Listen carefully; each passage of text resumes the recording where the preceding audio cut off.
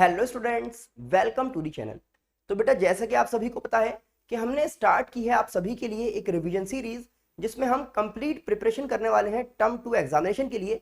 और यहाँ पर अकाउंटेंसी, इकोनॉमिक्स और बिजनेस स्टडीज तीनों ही सब्जेक्ट आपके कवर करवाए जाएंगे। और हम कोशिश कर रहे हैं कि इंग्लिश वगैरह भी साथ में कवर आपकी हो जाए। फिलहाल मेन फोकस जो हमारा रहेगा वो अकाउंटेंसी, इकोनॉमिक्स और बिजनेस स्टडीज पर रहने वाला है। और आने वाले 15 से 20 दिन में ही आपका पूरा रिवीजन करवा दिया जाएगा, जिसमें अकाउंटेंसी और मैक्रो इकोनॉमिक्स मैं आपको पढ़ाने वाला हूं और अमीर सर से आप लोग पढ़ेंगे बिजनेस स्टडीज और इंडियन इकोनॉमिक्स। चलिए अब स्टार्ट करते हैं और देख लेते हैं आज का अपना लेक्चर। और आज हम बात करने वाले हैं अकाउंटेंसी की, और चैप्टर नंबर 1 जो है आपका NPO, not for profit organisation की हम बात करने वाले हैं। तो हम सभी को पता है बेटा एनपीओ क्या होते हैं। एनपीओज वो ऑर्गेनाइजेशन होते हैं जिनका मेन मोटिव जो है वो प्रॉफिट अर्निंग नहीं होता, बल्कि इनको स्टैब्लिश किया जाता है सोसाइटी के लिए, सोशल वेलफेयर के लिए। और जब हम इन एनपीओज की बात कर रहे हैं तो जल्दी से कुछ इनके फीचर्स देख लेते हैं। देखिए, तो फर्स्ट है एंटिटी। तो यहाँ पर हमें मिलती है सेपरेट लीगल एंटिटी, यानी कि लॉ की नजरों में इसकी अपनी एक अलग पहचान होती है। ये किसी ओनर से रिकॉग्नाइज नहीं किया जाता, इसका अपना एक पर्सनल नाम होगा। और जो हम अकाउंट्स मेंटेन करेंगे वो एनपीओ के लिए करेंगे, एनपीओ के पॉइंट ऑफ व्यू से करने वाले हैं अकाउंट्स को मेंटेन। पर्पस देखेंगे भाई, तो पर्पस जो है वो प्रॉफिट मोटिव तो बिल्कुल भी नहीं होता। पर्पस होता है सोसाइटी की वेलफेयर, सोशल वेलफेयर के लिए स्टैब्लिश किया जाता है। ओनरशिप, तो भाई ये किसी एक बंदे के या फिर किसी एक इंस्टीट्यूशन की ओनरशिप में नहीं होता, बल्कि ये पूरी सोसाइटी के लिए स्टैब्लिश किया जाता है। फिर हम बात करते हैं बेटा profit is not the objective, जैसे अभी बात हुई। तो प्रॉफिट जो है वो प्राइमरी ऑब्जेक्टिव नहीं है, बल्कि सेकेंडरी ऑब्जेक्टिव है।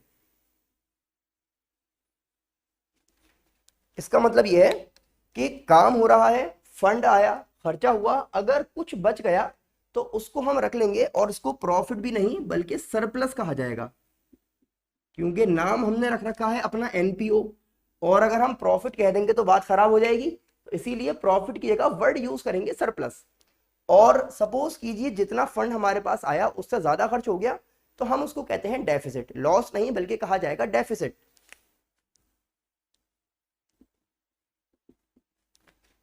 इसी तरह हम आगे चलते हैं बेटा और मैनेजमेंट की बात कर लेते हैं। तो इसको मैनेज करते हैं कुछ लोग जिनको हम कहते हैं मैनेजिंग कमेटी या फिर ट्रस्टी कहा जाता है।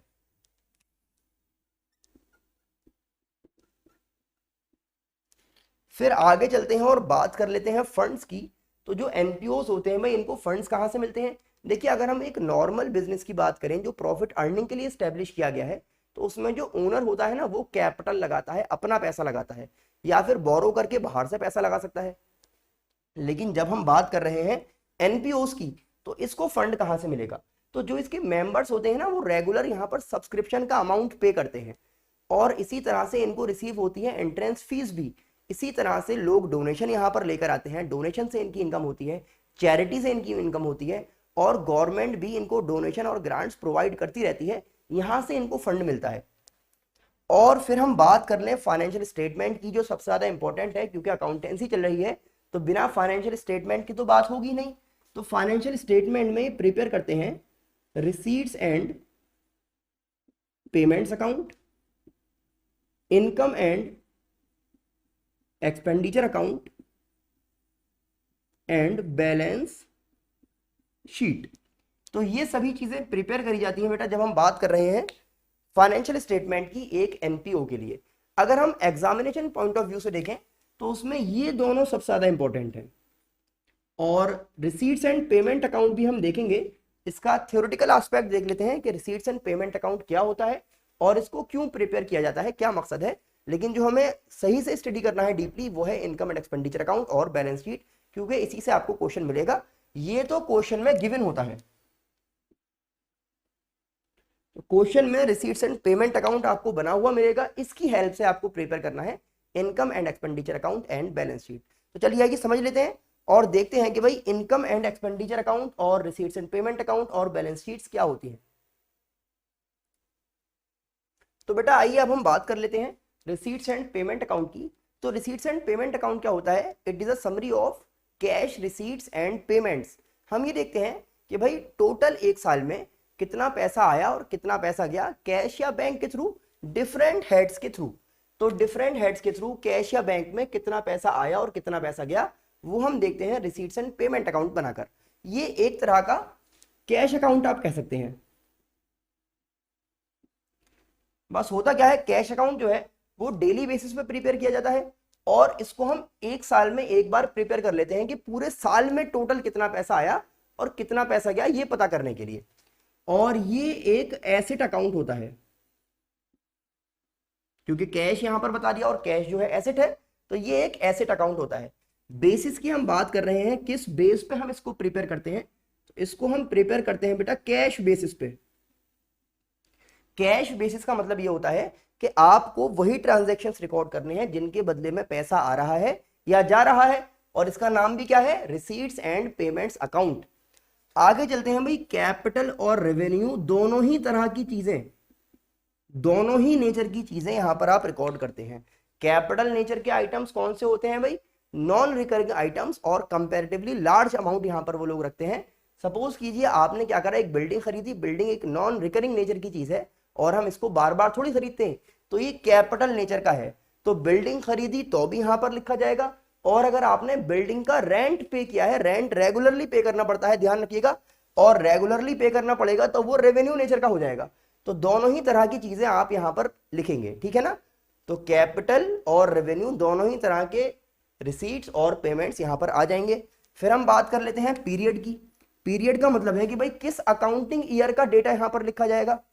तो ये कैश बेसिस है, टोटल कितना पैसा आया और टोटल कितना पैसा गया, चाहे वो प्रीवियस ईयर का हो, करंट ईयर का हो या नेक्स्ट ईयर का हो, किसी भी ईयर का डेटा हो वो हमें यहां पर रिकॉर्ड कर लेना है बिना किसी परेशानी के।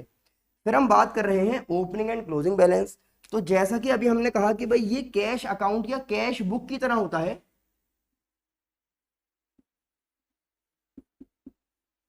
तो इसमें आप देखेंगे भाई जैसे कैश अकाउंट का एक ओपनिंग बैलेंस होता है, तो इसमें भी एक ओपनिंग बैलेंस होता है। तो opening balance of cash and closing balance of cash, जब आप इसको देखते हैं तो ध्यान रखिए डेबिट साइड यहां पर होती है, डेबिट साइड में आपको लिखा हुआ मिलता है टू बैलेंस ब्रॉट डाउन, ये ओपनिंग बैलेंस हो जाता है। फिर जब आप इसको क्लोज कर रहे होते हैं तो आपको क्लोजिंग बैलेंस मिलता है क्रेडिट साइड पर, जिसको आप कहते हैं बाय बैलेंस सीडी। तो इस तरह से ओपनिंग और क्लोजिंग बैलेंस आपको देखने के लिए यहां पर मिल जाता है। और जैसे मैंने कहा भी, देखो इसमें डेबिट और क्रेडिट दो साइड हैं।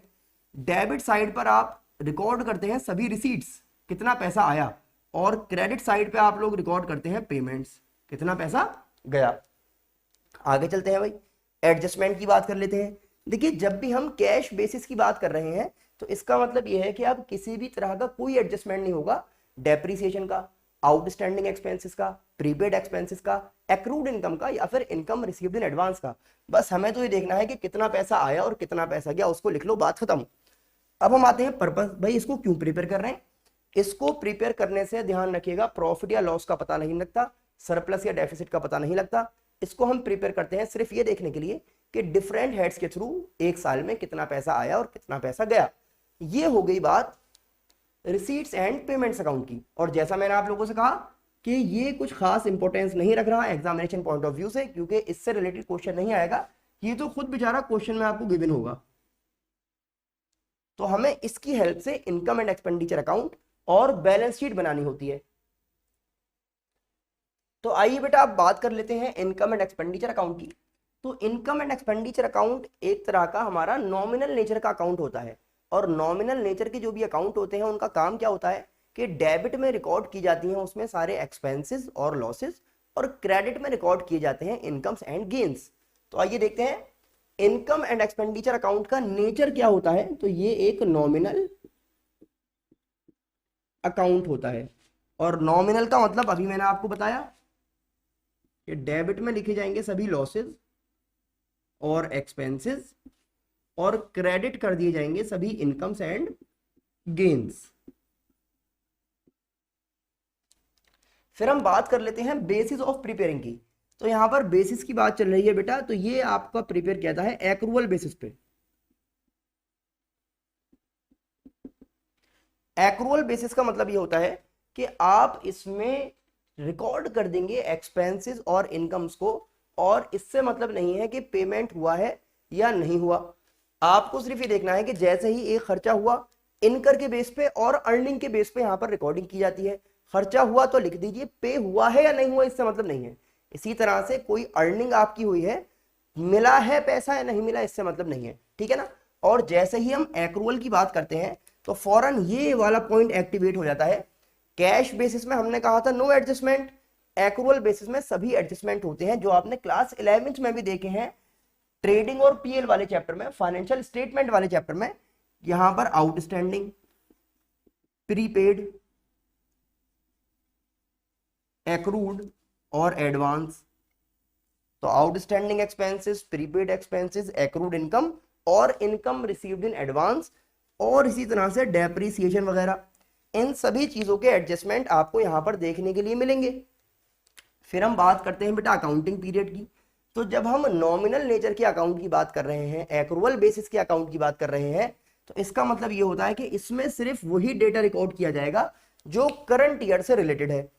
आगे चलते हैं, ओपनिंग एंड क्लोजिंग बैलेंस की हम बात कर रहे हैं। तो इसमें बेटा कोई भी ओपनिंग बैलेंस आपको देखने के लिए नहीं मिलेगा, इसमें क्लोजिंग बैलेंस होता है सिर्फ। और वो क्लोजिंग बैलेंस जो है या तो सरप्लस होगा या डेफिसिट होगा। सरप्लस कब होगा भाई? जब आपकी जो क्रेडिट साइड है वो ज्यादा है डेबिट से, क्योंकि क्रेडिट में गेन लिखे गए हैं। और डेफिसिट कब होगा? जब डेबिट आपकी ज्यादा हो जाएगी क्रेडिट से। तो ये मोटी मोटी बातें हो गई जो ऑलरेडी आप लोगों को पता है, लेकिन फिर भी रिवीजन के तौर पे हमने एक बार देखा कि भाई इनकम एंड एक्सपेंडिचर अकाउंट के फीचर्स क्या क्या होते हैं, कि नॉमिनल नेचर का होता है, एक्रूअल बेसिस पे बनता है, करंट ईयर का सिर्फ डेटा इसमें लिखा जाता है, प्रीवियस और सक्सीडिंग ईयर की चीजों को हम यहाँ पर इंक्लूड नहीं करते। अभी आप देखेंगे तो उनको हम उल्टा माइनस कर रहे होते हैं, सिर्फ करंट ईयर की चीजों को ऐड रखते हैं यहाँ पर। ओपनिंग बैलेंस नहीं होता, सिर्फ क्लोजिंग बैलेंस होता है सरप्लस या डेफिसिट की फॉर्म में, और सभी एडजस्टमेंट यहाँ पर देखने के लिए मिलते हैं। अब हम आगे चलते हैं और समझ लेते हैं जरा बैलेंस शीट के बारे में। उसके बाद हम देखेंगे कि क्या क्या यहाँ पर आपको ट्रीटमेंट पढ़ने हैं डिफरेंट आइटम्स के। तो चलिए आप समझ लेते हैं बेटा बैलेंस शीट के बारे में।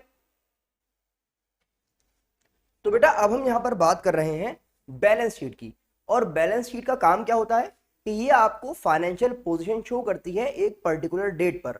और बैलेंस शीट की जब हम बात कर रहे हैं बेटा, तो बैलेंस शीट बनाने का यहाँ पर भी तरीका वही है जो नॉर्मल आप लोगों ने देखा है प्रॉफिट मेकिंग कंपनीज के लिए, कि जब आप बैलेंस शीट बना रहे हैं तो उसमें आपको दो साइड देखने के लिए मिलती हैं। एक साइड पर आप रिकॉर्ड करते हैं सभी लाइबिलिटीज, और एक साइड पर आप रिकॉर्ड करते हैं एसेट्स।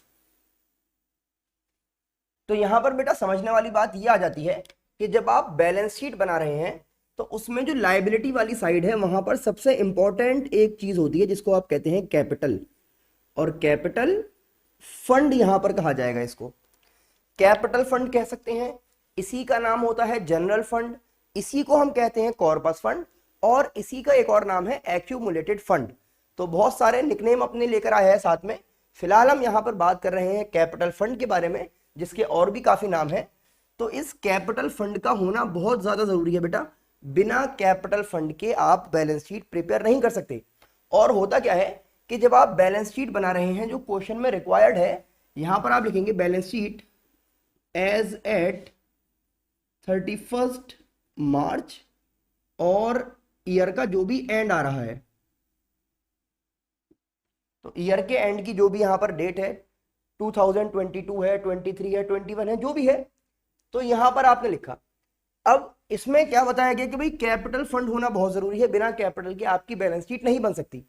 और क्वेश्चन में कैपिटल फंड यहां पर मिसिंग होता है।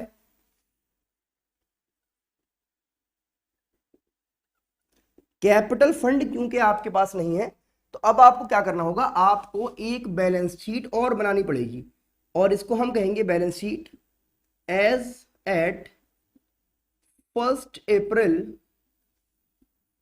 ईयर के बिगिनिंग में बनेगी। ये वाली बनेगी ईयर के एंड में, और ये बनेगी ईयर के स्टार्टिंग में। तो इसको हम कह दे रहे हैं आसानी के लिए क्लोजिंग बैलेंस शीट, और इसको हम कह दे रहे हैं ओपनिंग बैलेंस शीट। और जब हम इस वाली बैलेंस शीट को प्रिपेयर करेंगे बेटा, तो यहां पर भी हमारे पास एसेट्स और लायबिलिटी होंगे। यहां पर हमें रिकॉर्ड करने होंगे सभी ओपनिंग लायबिलिटी और ओपनिंग एसेट्स। यानी कि ईयर के स्टार्टिंग में हमारे पास कितनी लायबिलिटी थी और ईयर के स्टार्टिंग में हमारे पास कितने एसेट्स थे वो हमें यहाँ पर रिकॉर्ड करने हैं।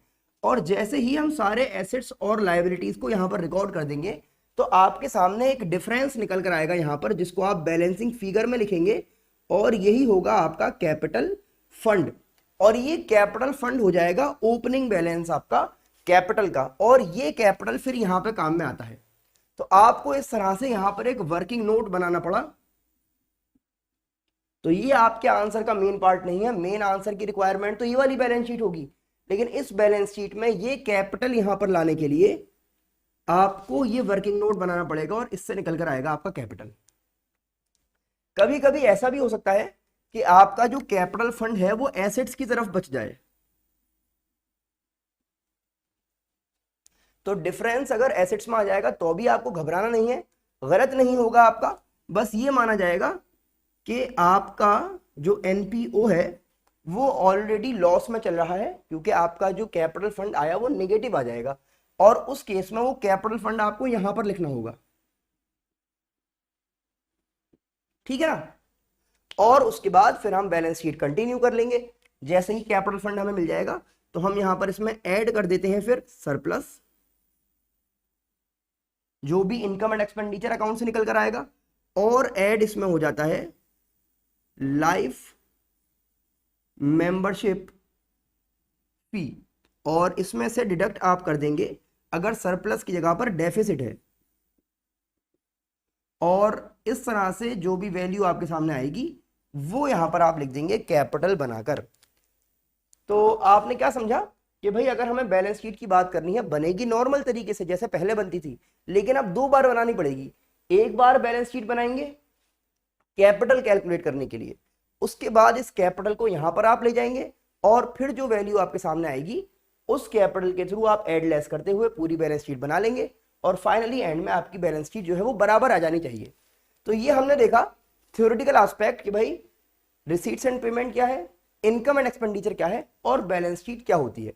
तो ये हमें समझ में आ गए हैं, और अब हम चलते हैं क्या क्या इंपॉर्टेंट आइटम्स हैं जिनका हमें ट्रीटमेंट सीखना है इनकम एंड एक्सपेंडिचर अकाउंट को प्रिपेयर करने के लिए।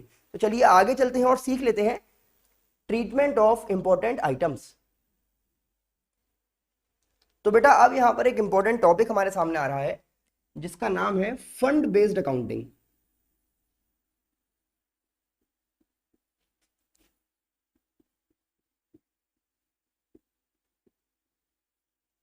बहुत ही आसान, बहुत ही अच्छा टॉपिक है। फंड क्या होता है पहले ये समझना होगा, उसके बाद हम बात करेंगे फंड बेस्ड अकाउंटिंग की। तो फंड क्या है बेटा कि जब भी आप किसी स्पेशल पर्पस के लिए कुछ पैसे उठाकर अलग रख देते हैं उसको हम फंड कहते हैं। क्या कहा जाता है? Amount set aside for specific purpose is known as fund. तो सपोज कीजिए कि यहां पर हमने कुछ लॉकर बनाए जिसका नाम है लॉकर ए, लॉकर बी और लॉकर सी। इस तरह से हमारे पास 3 लॉकर हैं। अब लॉकर ए जो है उसमें हम जो भी पैसा सेव करते हैं वो हम किसी भी काम में ले सकते हैं, तो इसको हम कहते हैं कैपिटल फंड, कैपिटल फंड या फिर जनरल फंड।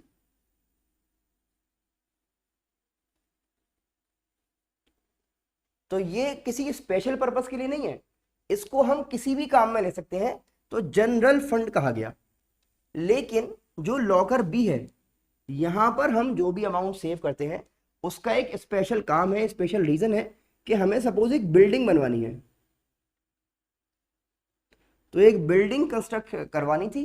उस बिल्डिंग के कंस्ट्रक्शन के लिए आपने पैसा सेव करना शुरू किया लॉकर नंबर बी में, और अब ये क्या हुआ कि एक स्पेशल पर्पस के लिए पैसा आ रहा है, तो इसको हम फंड कहेंगे। इसमें जो भी पैसा जाएगा उसको हम कहा करेंगे बिल्डिंग फंड।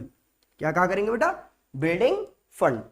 इसी तरह से हमारे पास आया लॉकर नंबर सी, और इसमें हमने जो भी पैसा सेव किया उसका एक स्पेशल काम था, वो हम सेव कर रहे थे मैच ऑर्गेनाइज करने के लिए।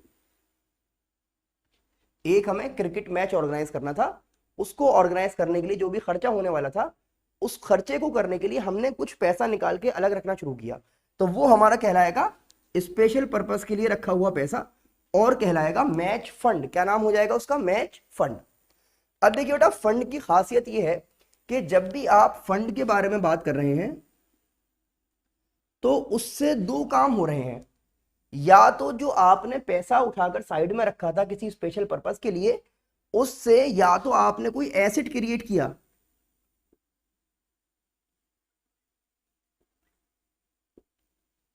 या तो आपने उससे कोई एसेट क्रिएट किया, या फिर आपने उससे एसेट क्रिएट नहीं किया, नॉर्मल किसी एक्सपेंडिचर के लिए वो फंड बनाया गया था।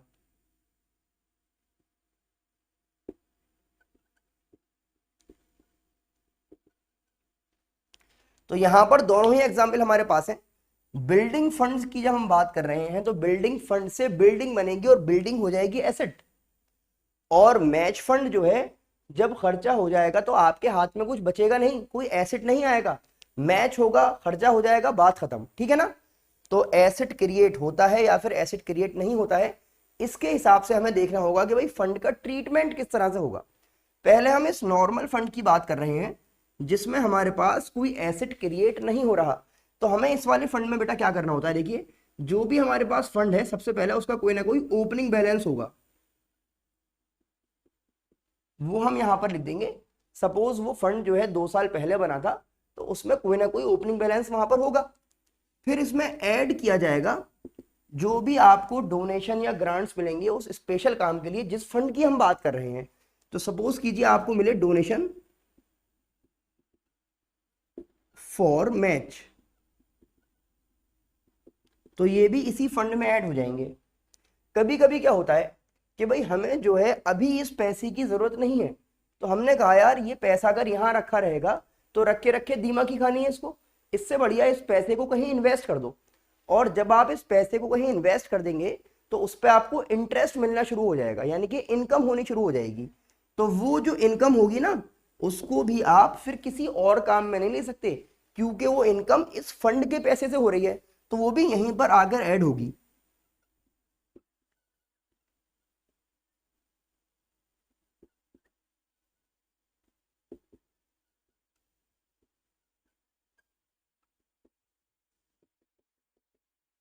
तो जो इनकम हुई उसी फंड पे जो आपने इन्वेस्ट किया, तो वो इसी में ऐड हो जाएगा।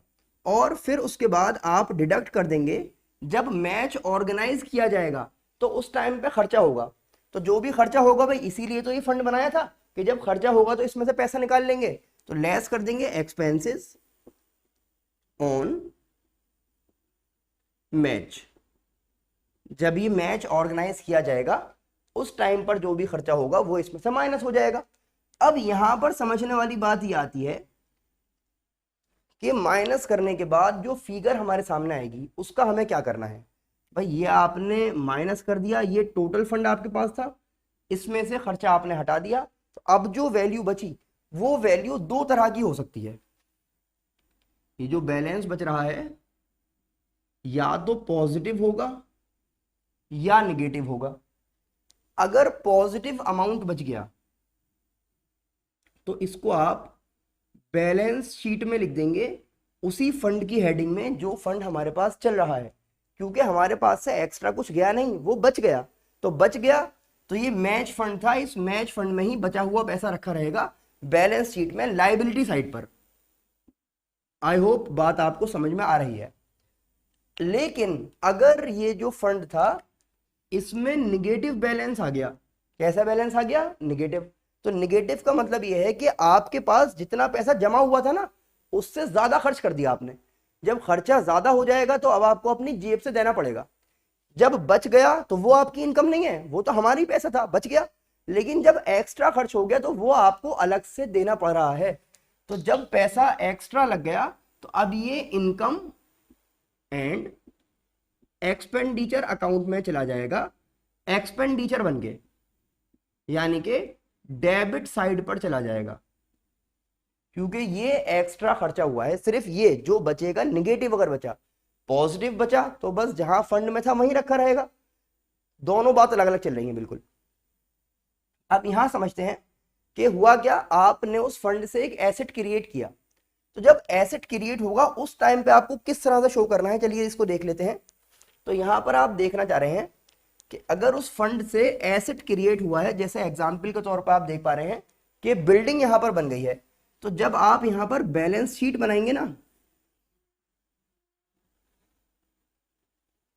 तो बैलेंस शीट की जो आपकी लायबिलिटी साइड है, उस लायबिलिटी साइड में यहां पर लिखा होगा आपके पास कैपिटल फंड, और हम यहां किसकी बात कर रहे हैं, बिल्डिंग फंड की, तो यहीं पर बराबर में लिखा होगा बिल्डिंग फंड। बिल्डिंग फंड में देखिए किस तरह से होगा कि बिल्डिंग फंड का आपके पास कोई ना कोई ओपनिंग बैलेंस होगा,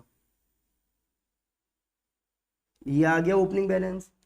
फिर जैसे यहां पर कुछ डोनेशन मिला था, तो यहां पर भी हो सकता है add donation received for building, भाई बिल्डिंग बनाने के लिए कुछ डोनेशन मिले तो इसी में ऐड होगा।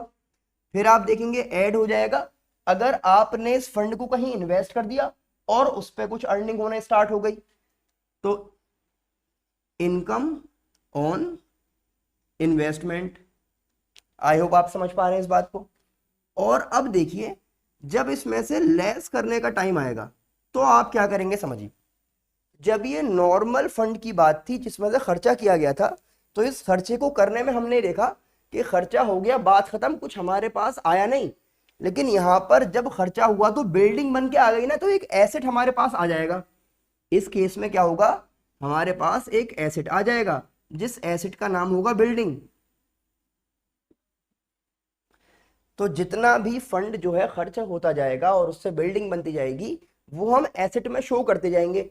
और यहां पर क्या लिखेंगे, समझिए बहुत इंपॉर्टेंट चीज, यहां पर हम लिखेंगे ट्रांसफर टू कैपिटल फंड। जो भी वैल्यू जो इस बार खर्च हुआ वो कहां ट्रांसफर हो जाएगा, कैपिटल फंड में, और जो अमाउंट बचा वो यहां पर शो कर दिया जाएगा। अब कैपिटल फंड में यहां पर देखेंगे, यहां पर ऐड होगा, यहां तो लेस हुआ, बिल्डिंग फंड में से कहां चला गया, कैपिटल फंड में, और कैपिटल फंड में हम बताएंगे transfer from building fund. Building fund से आया, कैपिटल फंड इतना था, इतना और आया, टोटल इतना हो गया। आई होप आपको ये समझ में आ रहा है। और जितना यहां पर बिल्डिंग में लगा उतनी हमारे पास बिल्डिंग बन गई। और ये जो इनकम हो रही है ना इन्वेस्टमेंट पे, तो यहां पर हम लिखेंगे बिल्डिंग फंड इन्वेस्टमेंट। ये भी एसेट है, इन्वेस्टमेंट क्या होता है, एसेट। इसी तरह से जैसे यहां पर था कि मैच फंड था, मैच फंड पे हमें इनकम हुई, तो जब हम एसेट शो करेंगे ना बैलेंस शीट में, तो यहां पर लिखा जाएगा मैच फंड इन्वेस्टमेंट। इस तरह से ये सब नहीं होगा बस उसमें, क्योंकि उसमें कोई एसेट तो हमारे पास आया नहीं, लेकिन यहां पर हमारे पास एसेट अगर बन रहा है तो इस तरह से शो किया जाएगा। तो दो बातें आपने समझी। सबसे पहले तो ये कि भाई जो हमारा फंड है वो दो तरह से यूज होगा, या तो उससे एसेट बनेगा या फिर उससे एसेट नहीं बनेगा। अगर एसेट नहीं बन रहा, नॉर्मल खर्चा हो रहा है, तो दो बातें, या तो माइनस में आंसर आएगा या प्लस में आएगा टोटल करने के बाद। प्लस में आ गया तो बैलेंस शीट की लायबिलिटी में रखे रहने दीजिए, माइनस में आ गया तो डेबिट साइड पे ले जाइए, यानी कि खर्चा बना दीजिए, इनकम एंड एक्सपेंडिचर अकाउंट में दिखा दीजिए।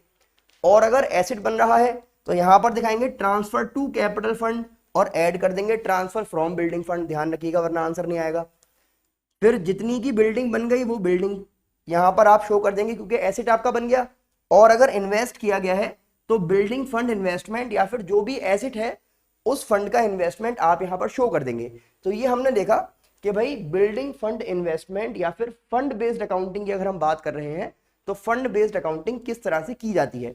अभी न्यूमेरिकल क्वेश्चन में इसके नहीं करवा रहा, पहले सारे टॉपिक समझ लेते हैं, फिर हम कुछ क्वेश्चंस एक साथ करके देखेंगे जिनमें सारे कंसेप्ट आपके एक बार में लग जाएंगे। तो आइए आगे चलते हैं और देखते हैं नेक्स्ट टॉपिक। अब देखिए बेटा एक बहुत इंपॉर्टेंट यहां पर पॉइंट समझने वाले हैं हम लोग। आपको गिवन है डोनेशंस, तो जल्दी बताइए मुझे आप लोग कमेंट सेक्शन में कि अगर डोनेशंस क्वेश्चन में गिवन है तो उसका क्या करेंगे। तो उसका हमें देखिए क्या करना होता है, डोनेशन आपको देखने हैं दो तरह से, कि अगर सिर्फ डोनेशन गिवन है तब तो आप उसको रेवेन्यू रिसीट मानेंगे, रेवेन्यू नेचर की इनकम मानेंगे, और रेवेन्यू नेचर कहते ही कहां डाल देंगे इसको, इनकम एंड एक्सपेंडिचर अकाउंट की इनकम वाली साइड पे, क्योंकि रिसीट है ना। लेकिन अगर ये लिखा होता स्पेसिफिक डोनेशन,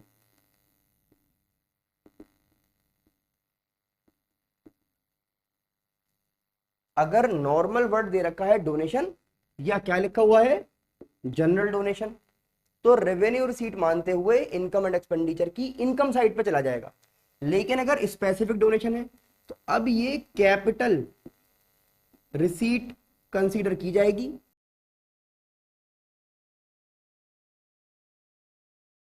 और अब आप इसको बैलेंस शीट की लायबिलिटी साइड पर ले जाएंगे।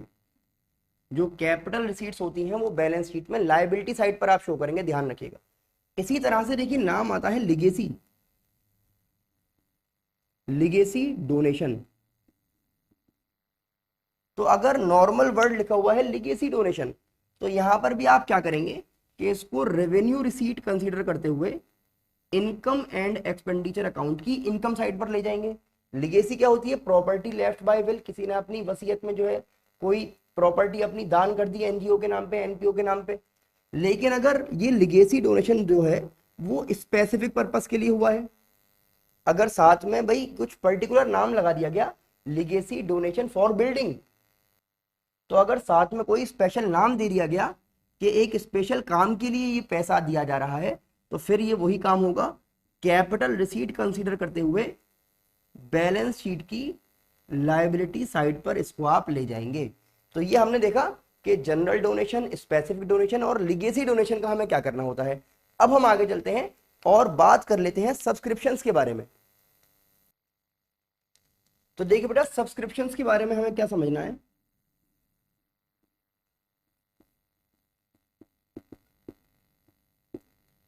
कि सब्सक्रिप्शन जो है वो रेवेन्यू नेचर की इनकम होती है, और जब ये रेवेन्यू नेचर की इनकम आप कह रहे हैं और इसको हमें लेकर जाना होता है इनकम एंड एक्सपेंडिचर अकाउंट में, और इनकम एंड एक्सपेंडिचर अकाउंट में जो चीजें आ रही होती हैं वो एक्रूअल बेसिस पर ट्रीट की जाती हैं। तो हमें सिर्फ ये देखना होता है कि सब्सक्रिप्शंस करंट ईयर के कितने हैं। टोटल सब्सक्रिप्शन से मतलब नहीं है, करंट ईयर के टोटल से मतलब है हमें। क्या मतलब है इस बात का, समझिए जरा। देखिए अगर हम यहाँ पे इसको समझें तो ये है हमारा अगर करंट ईयर, तो एक इसके पीछे आपको मिलेगा प्रीवियस ईयर, और इसके बाद एक आपको मिलेगा बेटा नेक्स्ट ईयर। ये तीन यहाँ पर चीजें आपके सामने हैं। तो करंट ईयर में हमें कुछ अमाउंट रिसीव हुआ, तो ये जो अमाउंट हमें रिसीव हुआ इसमें ये पॉसिबिलिटी है कि कुछ पैसे ऐसे मिले हों जो पिछले साल के आउटस्टैंडिंग थे और इस बार मिले, और ये भी पॉसिबिलिटी है कि कुछ अमाउंट यहाँ पर ऐसा रिसीव हो गया हो जो नेक्स्ट ईयर के लिए एडवांस था। तो ये चीजें हमारे काम की नहीं होती, हमें सिर्फ करंट ईयर का पैसा देखना है कि करंट ईयर के लिए कितना मिला। तो यहाँ पर जब हम इसको समझना शुरू करते हैं बेटा, तो इसको आप देखेंगे यहाँ पर कि ये जो है ईयर का बिगिनिंग कहला रहा है, प्रीवियस ईयर का तो एंड है लेकिन करंट ईयर का बिगिनिंग है ये। इसी तरह से ये जो पार्ट है ये नेक्स्ट ईयर की तो बिगिनिंग है लेकिन हमें करंट ईयर के रिस्पेक्ट में देखना है, तो करंट ईयर का एंड कहलाएगा। अब हमें देखना क्या है कि देखिए साल के शुरू में आपको आउटस्टैंडिंग सब्सक्रिप्शन मिल सकते हैं और साल के स्टार्टिंग में आपको एडवांस सब्सक्रिप्शन भी मिल सकते हैं क्वेश्चन में। इसी तरह से ईयर के एंड में भी आउटस्टैंडिंग सब्सक्रिप्शन हमारे पास हो सकते हैं और ईयर के एंड में एडवांस सब्सक्रिप्शन हमारे पास हो सकते हैं।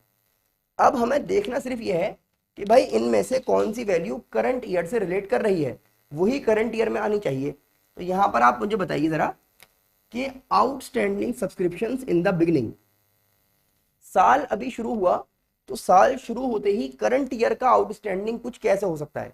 बिल्कुल भी नहीं हो सकता, ये तो प्रीवियस ईयर से रिलेटेड है, और जब ये प्रीवियस ईयर से रिलेटेड है तो इसको हम डिडक्ट करेंगे, इसको हम टोटल अमाउंट में से डिडक्ट कर देंगे क्योंकि ये करंट ईयर का नहीं है। फिर है एडवांस इन द बिगिनिंग, भाई साल के शुरू में अगर कुछ एडवांस मिला तो वो किस साल के लिए मिला होगा? वो करंट ईयर के लिए मिला होगा। जब साल के शुरू में ही एडवांस मिल गया तो उसको करंट ईयर में यूज करेंगे ना। तो जब आप इसको करंट ईयर में यूज करने वाले हैं तो ये करंट ईयर से रिलेटेड हो गया, और इसको आप ऐड कर दीजिए। यहां पे समझिए, आउटस्टैंडिंग एट द एंड, साल के एंड में कुछ अगर आउटस्टैंडिंग है साल के एंड में तो वो करंट ईयर का होगा ना, और जब ये करंट ईयर का होगा तो ये ऐड कर लिया जाएगा। जैसे ही आपने कहा करंट ईयर का है, फौरन उसको ऐड कर दीजिए। फिर आप यहां पे आइए, भाई एडवांस ईयर के एंड में मिला, तो एडवांस अगर मिला है ईयर के एंड में तो क्या वो करंट ईयर के लिए होगा? बिल्कुल भी नहीं होगा भाई, साल तो खत्म हो गया। अब ये आने वाले साल के लिए है, तो जैसे ही आपने कहा करंट ईयर का नहीं है, तो करंट ईयर का नहीं है तो इसका मतलब इसको आप सब्ट्रैक्ट कर दीजिए। अब वैल्यू कैसे कैलकुलेट करनी है समझिए। आप यहां पर लिखेंगे सबसे पहले अमाउंट रिसीव्ड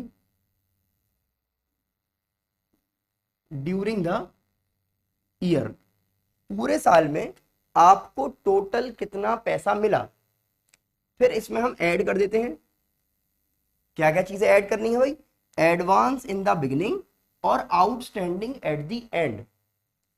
तो advance subscriptions received in the beginning of the year, और दूसरे नंबर पे क्या ऐड हो रहा है? आउटस्टैंडिंग। तो outstanding subscriptions for current year. Current year के लिए आउटस्टैंडिंग जो है, और वो कहां मिलते हैं? साल के एंड में। आगे लिख दे रहा हूं मैं आपको समझाने के लिए, at the end of the year. तो इतने रुपए मिले, इतने पहले ही मिल गए थे तो करंट ईयर के थे, और इतना अभी मिलना रह गया है। तो इससे हमें पता लग जाएगा कि भाई टोटल इस साल का कितना हो गया। लेकिन कुछ पैसे अभी यहां से हटने भी हैं, तो लेस कीजिए यहां से। इसमें से हम लेस कर देते हैं क्या क्या चीजें। एक तो हमें लेस करना है outstanding subscriptions in the beginning of the year, साल के शुरू में जो आउटस्टैंडिंग था, क्योंकि वो करंट ईयर का तो हो नहीं सकता। और इसी तरह से बेटा आपको यहां से लेस करना होगा advance subscriptions received at the end of the year, साल के एंड में जो एडवांस मिला, क्योंकि साल के एंड में मिला है तो भाई करंट ईयर का तो होगा नहीं, तो इसको भी हम यहां से हटा देंगे। फाइनली ये जो फिगर आपके सामने आएगी, ये होगा वो अमाउंट जो करंट ईयर के लिए सब्सक्रिप्शन का अमाउंट कहा जा सकता है, और इसको हम लेकर जाते हैं इनकम एंड एक्सपेंडिचर अकाउंट की इनकम वाली साइड पे। Amount to be shown in income and expenditure account, और किस साइड पे जाएगा? इनकम वाली साइड पे, क्योंकि ये इनकम है। अब यहां तक होने के बाद एक चीज हमें और समझनी होगी कि एक तरीका तो ये हो गया बेटा यहां से अमाउंट कैलकुलेट करने का, कि आपने क्या किया, आपने स्टेटमेंट की फॉर्म में अपना आंसर निकाला। कभी कभी डेटा ज्यादा हो जाता है क्वेश्चन में, तो आप प्रिपेयर करते हैं सब्सक्रिप्शन अकाउंट।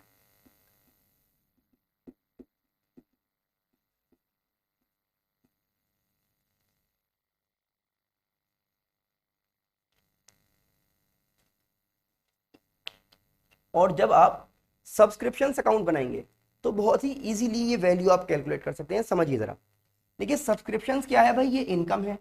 इनकम का जो ओपनिंग बैलेंस आता है वो कहां आता है? जल्दी से बताइए मुझे। इनकम का ओपनिंग बैलेंस कहां पर आता है? वेरी गुड, क्रेडिट साइड पर आता है। तो यहां से आप लिखना स्टार्ट करते हैं बाय एडवांस सब्सक्रिप्शंस। ये वो वैल्यू है जो साल के शुरू में यहां पर एडवांस आ गए थे। उसके बाद आप आते हैं बाय बैंक लिखते हैं।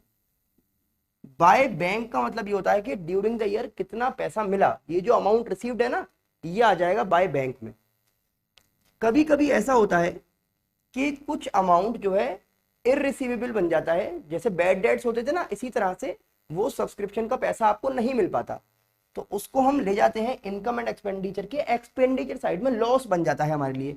तो by income and expenditure account क्या है? ये सब्सक्रिप्शंस रिटन ऑफ, वो पैसा जो अब नहीं मिलना तो उनको राइट ऑफ कर दीजिए। और उसके बाद यहां पर आप आते हैं बाय, ये जो एंड वाले आउटस्टैंडिंग है, तो बाय आउटस्टैंडिंग सब्सक्रिप्शंस, ये बिगिनिंग वाले हैं, ये एंड वाले हैं। अब इधर आ जाते हैं भाई कि डेबिट साइड पे आपको क्या लिखना है, तो यहां पर आप लिखते हैं सबसे पहले 2, और यहां पर आप बताएंगे कि ईयर के स्टार्टिंग में कितने आउटस्टैंडिंग थे, तो 2 आउटस्टैंडिंग सब्सक्रिप्शंस, ये हमने लिखे हैं एंड वाले, और ये हम लिख रहे हैं स्टार्टिंग वाले। फिर यहां हम लिखते हैं 2 इनकम एंड एक्सपेंडिचर अकाउंट, और ये हमारी बैलेंसिंग फिगर बनेगी। क्या बनेगी? Balancing figure. जो ये आंसर निकल के आया है ना, वो ये आंसर होगा, अपने आप निकल आएगा जब आप इस टेबल को बनाएंगे, इस अकाउंट को बनाएंगे। और यहां पर लास्ट में आपको लिखना होगा 2 एडवांस सब्सक्रिप्शन। ये वो एडवांस है जो ईयर के एंड में हमें मिला है। इस अकाउंट को बनाना बहुत ही आसान है बेटा, देखिए समझिए जरा। जो चीजें यहां पर ऐड हो रही हैं वो सारी चीजें क्रेडिट साइड में लिखी गई हैं, और जो जो चीजें देखिए लेस की हैं हमने, वो सारी चीजें आई हैं हमारी डेबिट साइड में। और ये जो आंसर निकल के आया है ये भी डेबिट साइड में नजर आ जाएगा आपको। तो इस तरह आप देखेंगे कि ट्रीटमेंट ऑफ सब्सक्रिप्शन कैसा करना है, calculation of amount of subscription to be shown in income and expenditure account. जैसे मैंने आपसे कहा कि क्वेश्चंस हम एक साथ करेंगे, पहले टॉपिक वाइज ये बात समझ लेते हैं कि किस किस टॉपिक में हमें क्या क्या करना था और किस चीज का ट्रीटमेंट किस तरह से होना है। फिर भी अगर आप लोग अपनी प्रैक्टिस करना चाहते हैं, जो कि जाहिर सी बात है, देखिए अकाउंटेंसी है तो सिर्फ आप कंसेप्ट समझ लेंगे तो उससे तो होने का नहीं है, प्रैक्टिस तो करनी पड़ेगी। तो उसके लिए प्लेलिस्ट आपको मिलेगी एनपीओ नाम से। प्लेलिस्ट वाले सेक्शन में आप देखेंगे तो एनपीओ के नाम से एक प्लेलिस्ट आपको मिल जाएगी, और मैं डिस्क्रिप्शन में भी एक लिंक आपको प्रोवाइड कर दूंगा इस प्लेलिस्ट का। यहां पर टॉपिक वाइज सारे टॉपिक से रिलेटेड जो भी क्वेश्चन है इंपॉर्टेंट, वो आपको मिल जाएंगे। फिलहाल हम आगे चलते हैं और देखते हैं कि सब्सक्रिप्शन के बाद दूसरा कौन सा टॉपिक हमारे सामने आ रहा है जिसको हमें समझना होगा ताकि हम income and expenditure account prepare कर पाए।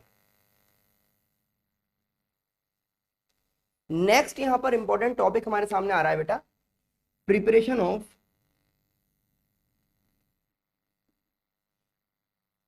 Asset account. एसेट अकाउंट से रिलेटेड बहुत ही इंपॉर्टेंट यहां पर टॉपिक हमारे सामने है कि अगर आपके पास कोई फिक्स एसेट है, तो जब फिक्स एसेट आप लेकर आए तो भाई उस पर डेप्रिसिएशन भी लगेगा, कभी आप उसको सेल करेंगे तो उस पर गेन और लॉस भी होगा। तो किस तरह से डेप्रिसिएशन और गेन या लॉस आप कैलकुलेट कर पाएंगे किसी भी फिक्स एसेट का, तो चलिए देखते हैं। यहां पर आप प्रिपेयर करते हैं फिक्स्ड एसेट अकाउंट। तो ये जो आप फिक्स्ड एसेट अकाउंट बना रहे हैं,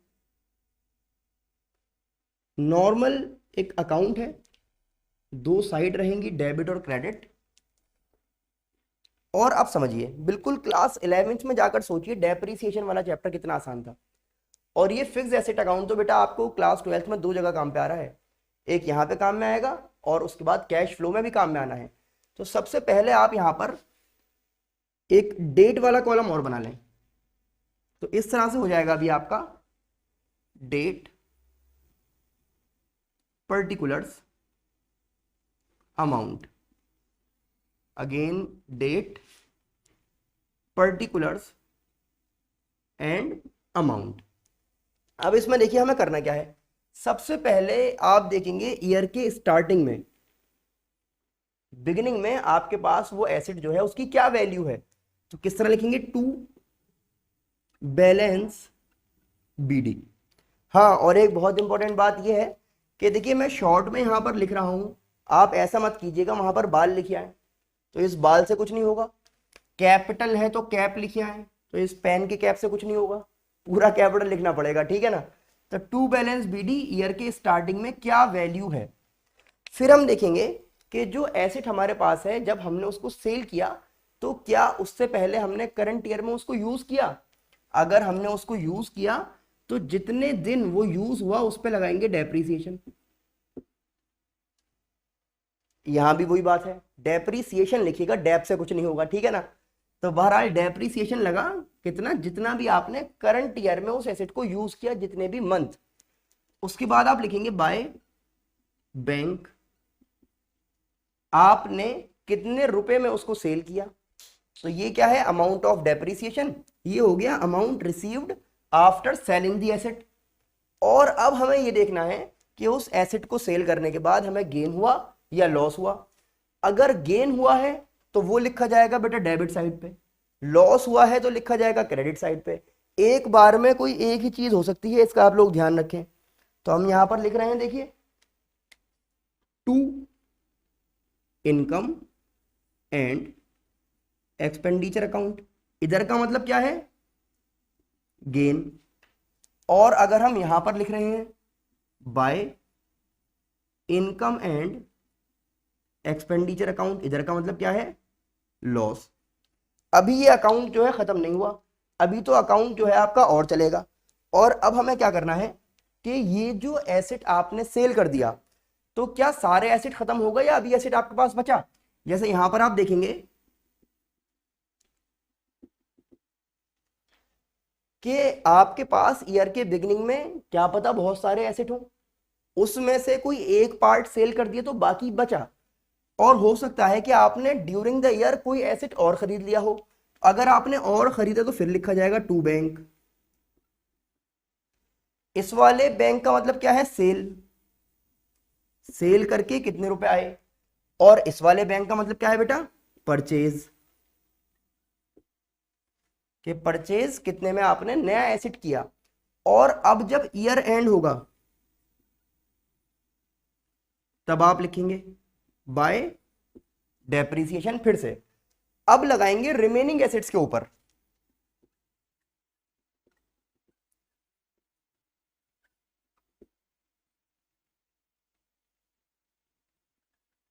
भाई ये वाला किस पे लगा था डेप्रीसिएशन, जो एसेट सेल हो रहा था। और अब किस पे लग रहा है, रिमेनिंग एसेट्स पे। तो एक तो हमने नया एसेट खरीदा, ये भी साल के एंड तक चला, और क्या पता यहां से भी कुछ बच गया हो, वो भी साल के एंड तक चलेगा। और उसके बाद फिर हम दिखाएंगे बाय बैलेंस सीडी, कि साल के एंड में हमारे पास कितने एसेट्स बचे या इस एसेट की क्या वैल्यू बची। तो ये हमने देखा बेटा प्रिपरेशन ऑफ एसेट अकाउंट। तो घूम फिर के बात वही है कि कंसेप्ट मैं आपको समझा रहा हूं, क्वेश्चंस करने के लिए प्लेलिस्ट जो मैंने आपको बताई थी वहां से रेफर करें। वरना अभी जब सारे कंसेप्ट हो जाएंगे ना, उसके बाद एक बड़ा क्वेश्चन करेंगे, इस टाइप के क्वेश्चन जो एग्जाम में आपको मिल सकते हैं, सैंपल पेपर से भी लिए जाएंगे कुछ क्वेश्चन, और फिर कंप्लीट आपका चैप्टर होगा। तो फिलहाल आपने देखा प्रिपरेशन ऑफ एसेट अकाउंट। अब आगे चलते हैं और देखते हैं एक बहुत ही इंपॉर्टेंट टॉपिक जिसका नाम है कॉस्ट ऑफ मटेरियल कंज्यूम्ड। इसको आप कीजिए और स्टार्ट करते हैं, calculation of cost of material consumed. तो आइए बेटा बात कर लेते हैं आज के लास्ट टॉपिक की, जो इस चैप्टर का हमारा लास्ट टॉपिक है। उसके बाद सिर्फ हमें न्यूमेरिकल क्वेश्चंस करने हैं। तो टॉपिक का नाम है calculation of cost of goods consumed. देखिए होता क्या है कि आपके पास सपोज स्टॉक है स्टेशनरी का, आपके पास स्टॉक है मेडिसिन का, आपके पास स्टॉक है स्पोर्ट्स मटेरियल का। तो ये ऐसी चीजें होती हैं जो ईयर के स्टार्टिंग में आप लेकर आते हैं कुछ, फिर ड्यूरिंग द ईयर आप उनको यूज करते हैं, और ईयर के एंड में कुछ बच जाती हैं। तो हमें ये देखना है, देखिए जो हम स्टार्टिंग में लेकर आए थे और जो बच गई, उनके बीच का जो डिफरेंस है वो हमने यूज किए हैं। तो किस तरह से हम इसको कैलकुलेट करेंगे समझिए। तो सबसे शॉर्ट फॉर्मूला जो इसको कैलकुलेट करने का है वो क्या है, उसको हम ध्यान में रखेंगे हमेशा, कि opening stock of consumable items, साल के शुरू में हमारे पास कितने थे, फिर इसमें हम ऐड कर देंगे purchase of consumable items during the year. पूरे साल में हमने कितना और खरीदा। तो ये हो गया हमारे पास total amount of consumable items. साल के शुरू में इतना था और फिर मैंने इतना और खरीदा, और फिर इसमें से हम लेस कर देते हैं closing stock of consumable items. साल के एंड में इतना बचा, तो इतना मेरे पास था, इतना मैंने और खरीदा और इतना बचा। तो जो यहां पर वैल्यू निकल कर आएगी वो वैल्यू कौन सी है, जो मैंने यूज कर ली, cost of goods consumed during the year. और पूरे साल में जो भी कंज्यूम हुआ उसको हम कहां ले जाएंगे, ये चला जाता है इनकम एंड एक्सपेंडिचर अकाउंट के एक्सपेंडिचर में, क्योंकि इतना हमने यूज कर लिया ना, तो पूरे साल में इतना खर्चा हुआ। अब होता यहां पर क्या है कि कभी कभी क्वेश्चन में डायरेक्ट ये परचेज ना हमें बताकर हमसे कहता है कि आपके पास जो है क्रेडिटर्स हैं, हमारे पास एडवांस गिवन है, एडवांस पेड टू क्रेडिटर्स, या फिर कह सकते हैं एडवांस पेड टू सप्लायर्स। एक ही बात है फिलहाल यहां पर। तो डायरेक्ट अगर आप देखेंगे यहां पर, अगर नेट परचेज, नेट का मतलब भाई जितना आप लाए थे कितना वापस कर दिया, तो नेट रखना है। तो नेट परचेज अगर गिवन है तो opening plus net purchase minus closing कर दीजिए, आपका आंसर आ गया। लेकिन अगर नेट परचेज गायब है और क्रेडिटर्स हमें दे रखे हैं, opening creditor and closing creditor, और एडवांस इसी तरह से दे रखा है, opening advance and closing advance, यानी कि साल के शुरू में कितना एडवांस चल रहा था और साल के एंड में कितना एडवांस चल रहा है। तो अगर इतनी सारी इंफॉर्मेशन आपके सामने आ जाए और ये गायब हो, फिर आपको अलग तरह से स्टेटमेंट को प्रिपेयर करना पड़ेगा। और कभी कभी क्वेश्चन क्या करता है कि ये इंफॉर्मेशन भी है, ओपनिंग भी है, क्लोजिंग भी है और नेट परचेज भी है, तो फिर आपको इसको देखना ही नहीं है, आपको सिर्फ क्या करना है, इसको सॉल्व कीजिए, आंसर आपके सामने आ गया। लेकिन अब हम ये देख रहे हैं कि क्वेश्चन में नेट परचेज गायब है और ये चीजें हमारे सामने आ जाती हैं, तो अब क्या करें, ठीक है ना। उससे पहले एक बात ये और समझ लेते हैं कि ये जो हम परचेज की बात कर रहे हैं, ये परचेज दो तरह से बनती है। एक तो होता है कैश परचेज, एक होता है क्रेडिट परचेज। तो अगर आपको क्वेश्चन में ये बता रखा है कि कैश परचेज इतनी है और क्रेडिट परचेज इतनी है, तो जल्दी से बस आप इन दोनों को प्लस कीजिए और यहां पे लिख दीजिए, और फिर ऐसे ही आसानी से आपका आंसर आ जाएगा। फिर इससे कोई मतलब नहीं है। लेकिन इससे मतलब कब होगा, जब ना कैश परचेज मिल रही है, ना क्रेडिट परचेज मिल रहा है और ना ही नेट परचेज आपके पास है, तो फिर आपको अब इनको भी यूज करना पड़ेगा आंसर कैलकुलेट करने के लिए। तो चलिए देख लेते हैं किस तरह से इनको यूज करते हुए आप स्टेटमेंट प्रिपेयर करेंगे। तो अब हम ये देखने वाले हैं कि इंफॉर्मेशन अगर ज्यादा हो गई हो तो क्या करें। तो सबसे पहले देखिए, जैसे पहले हमने किया था, हम यहां पर लिखेंगे opening stock of consumable items, normal है बिल्कुल पहले की तरह। अब यहां पर हम ऐड करेंगे, पहले हमारे पास परचेज की वैल्यू थी तो हमने लिखा था ऐड कर रहे हैं नेट परचेज, अब वो वैल्यू तो है नहीं, तो अब यहां पर आप लिखेंगे amount paid during the year for purchase of consumable items. तो अमाउंट पेड इस बार आपके सामने आ जाएगा, पहले था नेट परचेजेस। अमाउंट पेड का मतलब है कैश में कितना खरीदा, सही है ना। लेकिन नेट परचेजेस में दोनों चीजें थी, कैश में भी और क्रेडिट में भी। अब यहां पर आप ऐड कीजिए advance paid to supplier in the beginning of the year. साल के शुरू में अगर एडवांस दिया है तो किस साल के लिए होगा, वो करंट ईयर के लिए होगा। बिल्कुल सब्सक्रिप्शन वाला ही आपको यहां पर रूल अप्लाई करना है। इसी तरह से लिखेंगे कि क्रेडिटर्स अगर साल के एंड में चल रहे हैं तो कैसे लिखेंगे आप, creditors at the end of the year. जो क्लोजिंग क्रेडिटर्स हैं वो जाहिर सी बात है वो लोग हैं जिनसे आपने इस साल उधार खरीदा है और पैसा नहीं दिया। तो अब तक आपके पास ये फिगर बन चुकी है, ये सारी चीजें ऐड वाली हैं। ये मैक्सिमम चीजें लिख रहे हैं कि इससे ज्यादा कुछ नहीं आ सकता, इससे कम तो मिल सकता है, इससे ज्यादा कुछ नहीं आएगा। इसमें से अब आप लेस करेंगे, क्या लेस करेंगे भाई? सबसे पहले देखिए, जैसे पहले हमने किया था closing stock of consumable items, इसी तरह से आप देखेंगे एडवांस पेड टू क्रेडिटर्स या सप्लायर्स, जो आपको अच्छा लगे।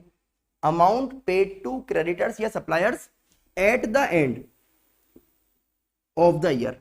देखिए साल के एंड में अगर आपने एडवांस दिया है तो किस साल के लिए होगा भाई? वो एडवांस नेक्स्ट ईयर के लिए होगा, तो यहां से हटा दीजिए। और इसी तरह से आप देख रहे हैं creditors in the beginning of the year, साल के शुरू में कितने क्रेडिटर्स आपके पास थे। तो साल के शुरू में जो थे भाई वो तो पिछले साल के चलते हुए आ रहे हैं ना, इस साल के थोड़ी है, साल ही अभी शुरू हुआ है, तो इसीलिए आप उसको लेस कर रहे हैं, डिडक्ट कर रहे हैं। और ये सब करने के बाद जो फिगर आपके सामने आती है वो होता है amount to be shown in expenditure side of income and expenditure account.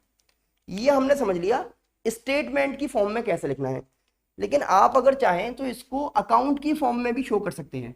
और उस टाइम पर आपको प्रिपेयर करना होगा एक तो स्टॉक अकाउंट और दूसरा क्रेडिटर्स अकाउंट। दो अकाउंट की हेल्प से आप ये काम कर पाएंगे जो आपने इतने बड़े स्टेटमेंट में यहां पर किया है। तो हमें पता है भाई स्टॉक जो है उसका ओपनिंग वैल्यू इधर से आप लिखेंगे तो आप लिखेंगे to balance BD, opening stock हो गया, और by balance CD closing stock हो जाएगा।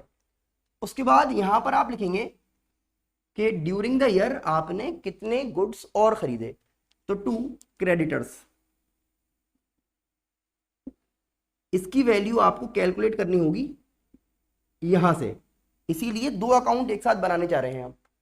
और यहां पर आप देखेंगे by income and expenditure account, ये वो बैलेंसिंग फिगर निकल कर आएगी जो यहां पर लास्ट में आपको आंसर मिला था। तो जो आंसर आपने इस तरह निकाला था वो अब यहां से आपको मिल जाएगा, लेकिन साथ में ये अकाउंट बनाना पड़ेगा। और जब आप ये वाला अकाउंट बना रहे हैं तो इसको समझिए, क्रेडिटर्स की आप बात कर रहे हैं तो क्रेडिटर्स की जो ओपनिंग वैल्यू होगी वो आप यहां से लिखेंगे बेटा बाय बैलेंस बीडी, ये हो जाएंगे आपके ओपनिंग क्रेडिटर्स। साल के शुरू में आपके पास कितने क्रेडिटर्स थे, फिर यहां पर आप लिखेंगे बाय स्टॉक अकाउंट, ये बैलेंसिंग फिगर होगी जो निकल कर आएगी और इसकी वैल्यू यहां पर लिखी जाती है बाद में। इसका मतलब होता है कि ड्यूरिंग द ईयर आपने कितने गुड्स खरीदे क्रेडिटर्स से, और फिर यहां पर आप लिखेंगे बाय बैलेंस सीडी। देखिए ये जो है ये ओपनिंग क्रेडिटर्स की वैल्यू थी, और ये जो निकला है ना ये आपके पास आए हैं एंड में कितना एडवांस है, एंड में कितना एडवांस है, ये वाला जो आप यहां पर देख रहे हैं ना कि एडवांस एट द एंड, ये यहां पर आया है। फिर यहां पर आप देखिए क्या क्या लिखेंगे, यहां पर आप लिखते हैं टू बैलेंस बीडी, ये जो टू बैलेंस बीडी है ये एडवांस है बिगिनिंग का, जैसे ये एडवांस है एंड का, तो ये क्या है एडवांस बिगिनिंग का है ये। इसके अलावा अगर ड्यूरिंग द ईयर आपने कुछ पे किया तो यहां पर लिखेंगे टू बैंक, ये होता है आपका amount paid during the year. और फिर यहां पर आप आ जाएंगे तो आपको मिलेगा टू बैलेंस सीडी, तो ये जैसे क्रेडिटर्स की ओपनिंग वैल्यू थी ये आ जाएगी क्रेडिटर्स की क्लोजिंग वैल्यू, और इस तरह से ये अकाउंट आपका कंप्लीट हो जाएगा। और यहां से जो वैल्यू आई वो यहां पर चली गई, और फिर इसका बैलेंस करने में ये जो आंसर आया वो ये वाला होता है। तो ये हमने देखा कि क्या क्या आपको इंपॉर्टेंट आइटम्स ध्यान में रखने हैं जब आप इनकम एंड एक्सपेंडिचर अकाउंट बनाना चाह रहे हैं और बैलेंस शीट बनाना चाह रहे हैं एनपीओ के लिए। तो आज हमने जो है सिर्फ कंसेप्ट देखे हैं, जो भी चीजें थी सारी हमने समझ ली हैं, और नेक्स्ट क्लास में इंशाल्लाह आप लोगों के सामने कुछ क्वेश्चंस लेकर आएंगे जिसमें सारे कंसेप्ट हम अप्लाई कर करके देखेंगे। आई होप आपको समझ में आया होगा कि किस तरह से एनपीओ आपको करना है और किन किन चीजों का ट्रीटमेंट किस तरह से किया जाएगा। अब आपको करना क्या है बेटा, इसकी प्रैक्टिस कीजिए, अपने सभी फ्रेंड्स को जरूर शेयर कर दें ताकि वो भी हमारे साथ आकर इस रिवीजन बैच का फायदा उठा पाएं और जो भी बेनिफिट वो ड्राइव कर सकते हैं जरूर इससे ड्राइव कीजिए बेटा। फ्री ऑफ कॉस्ट है सभी के लिए, और जितने ज्यादा लोगों तक ये शेयर किया जाएगा हमें भी अच्छा लगेगा और ज्यादा हम मेहनत करेंगे कि पूरा सिलेबस जल्दी से जल्दी आपका कवर कर दिया जाए। तो आपकी जिम्मेदारी ये बनती है, अकेले ना देखें, अपने सभी फ्रेंड्स को शेयर करें, वीडियो को लाइक कर दें, चैनल को सब्सक्राइब करना बिल्कुल भी ना भूलें, और टाइम याद रखा करें। टाइम रहेगा बेटा आपका 2 बजे एंड 5 बजे। तो 2 और 5 ये 2 टाइम पर आपकी क्लासेस चला करेंगी, ऑल्टरनेट चला करेगी, अकाउंट्स और बिजनेस, अकाउंट्स और इंडियन, मैक्रो और बिजनेस, इस तरह से एक एक क्लास यहां पर आपको मिला करेगी। तो चलिए फिर मुलाकात होगी आप लोगों से नेक्स्ट वीडियो के साथ। Thanks for watching.